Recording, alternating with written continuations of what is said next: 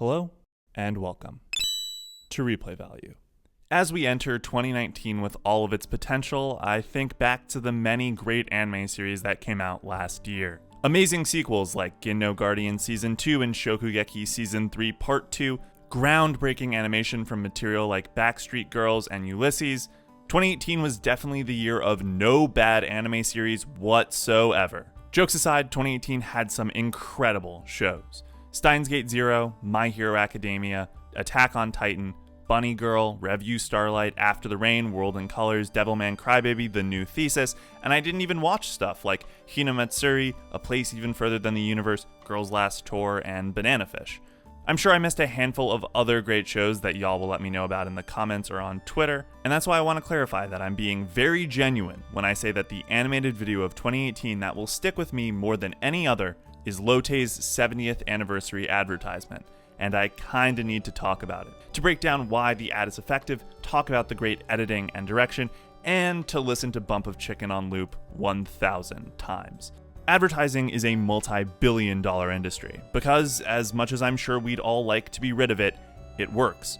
While companies are still willing to spend millions of dollars on 30-second ad slots at the Super Bowl because they know how effective traditional advertising is, digital advertising is actually a larger market because plenty of people have cut the cord and spend more time on their internet devices. The reason why advertising follows wherever people spend their time is that the main goal is brand awareness. If I name a company like TomTalk, you probably have no idea who they are, but if I say that they're the carrying case for my Nintendo Switch, you almost certainly know what Nintendo is. And now you're familiar with TomTalk, just as you'd be familiar with Pizza Hut by watching Code Geass. Not only do you need to make people aware, you need to keep them aware. How many ads have you seen for a light beer or a cola company, for an underwear or deodorant brand? I'd be willing to bet you can come up with a few answers for each of those, and that's why advertising is effective. You're aware of these brands, so the next time you're purchasing something in that market space, you're much more likely to go with the thing that you're familiar with. It's just basic psychology. In addition, you likely have a subconscious positive outlook on that brand, since the second goal of advertising is to make sure that the brand is associated with positive traits. That's why you get ads of young people smiling and laughing, wearing whatever clothing brand, etc., etc. They want you to laugh at their jokes, so you associate that emotion with their brand, even though car insurance isn't really a laughing matter. So does Lotte's ad work from those two perspectives? Absolutely.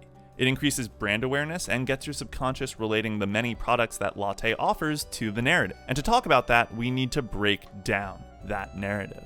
Baby I Love You begins with shocking urban neon lights and muffled rock music as our male lead, yellow accents galore, passes some walkway advertisements. Classical music fades in as he enters the chocolate shop. As he grabs his chocolate bar, another hand reaches out. He turns to see our female lead, denoted by her magenta accents, where she grabs a different candy and heads out, which leads us to notice that both of our lead steps have these really bright neon patterns on the floor compared to the normal passersby, which helps track them in these crowded shots and also tells us that people who like Lotte chocolate are distinct. The boy runs after her, love at first sight as shown by framing him in a heart. As the song he's listening to comes to a close, his headphone falls to welcome the first beat of Shinsekai.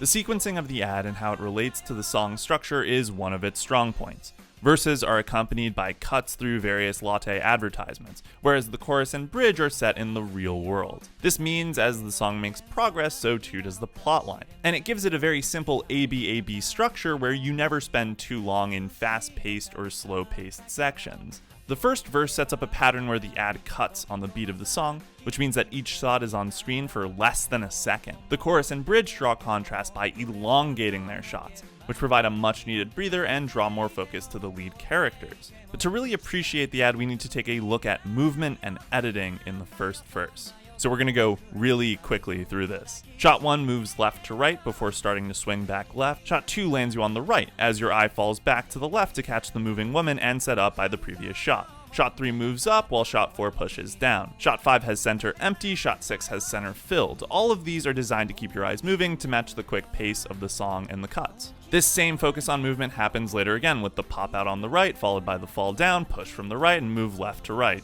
Move right, fall right, camera move right, jump up to fall down. There's so much quick fast-paced movement in the sequence that draws your eyes exactly where they need to be in each case. Each scene influences the next, as shown perfectly with this push left to fall left, as though the ads are interacting, which is some good foreshadowing for the next verse. But the really impressive thing about the first verse is how it establishes the pattern of cutting on beat and then breaks it, with the first case being the half measures for the jump up and down, resulting in the koalas being on screen during the beat. It's a nice shift that preps us to expect a change later, which is what happens when the milk chocolate bar is passed over the course of 6 beats. That's 6 times as long as anything else we've seen and really highlights the red cover. It's the same bar that the boy and girl wanted earlier. The little neon flourish puts us back on beat with the double clap as red becomes the dominant color through the next few shots, before the penguin rock band recenters our eyes as we enter the chorus. That recentering is important because it immediately shows us the same Ghana chocolate bar that was passed over and was the initial meeting place. As stated earlier, the chorus slows down the shots to focus on the boy's daydream about meeting the girl again, which helped to associate the brand with love.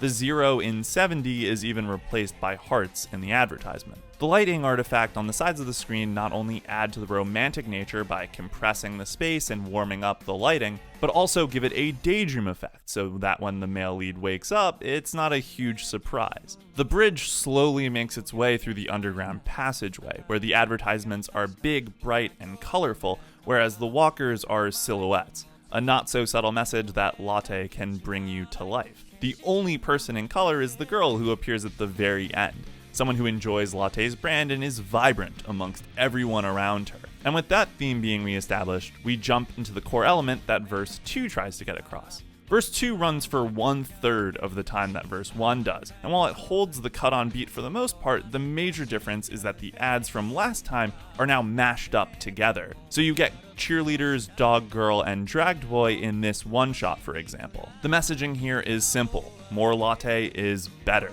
The shots are more energetic, they're really funny. The cat knocking the can off, which hits the motorcycle guy, is an absolute gutbuster. This zoom out is my favorite shot in the sequence, incorporating the red chocolate handover girls, the almond-headed girls, the R&B Blues Brothers group, the koalas, and the pushdown kid, in a technically impressive shot ending in the group clapping along with the beat. Every shot in this sequence incorporates at least 2 elements from the previous one, which makes rewatching really fun to find the small details, like this guy sneakily eating the candy and the woman who dropped the cake appearing in the back of this shot. This is likely the best time to mention that Shinsekai is an extremely upbeat song, so both the visuals and the audio are both portraying latte as a fun, exciting brand. We exit verse 2 the same way we left verse 1, with the penguin centered to transition us to the chorus on beat and back to Ghana. As the male lead's friends grab the candy, causing him to get exasperated, we again elongate the shots and leave the cut on beat for contrast, which makes the boy seeing the girl a really exciting moment. And this shot as we enter the eye of the male lead to see the girl whose eye we enter as it shuts on beat is high-key the best anime shot of 2018, and the type of fun direction I expect from Rie Matsumoto, who did Kekai's first season and had tons of other cool visual direction regarding eyes. As we zoom out, we see that the ads are alive, with all of the characters excitedly watching the main's interaction. Lens flares galore as male lead gives her the chocolate bar before she realizes the context, splits it in half, causing all the characters to laugh as we zoom out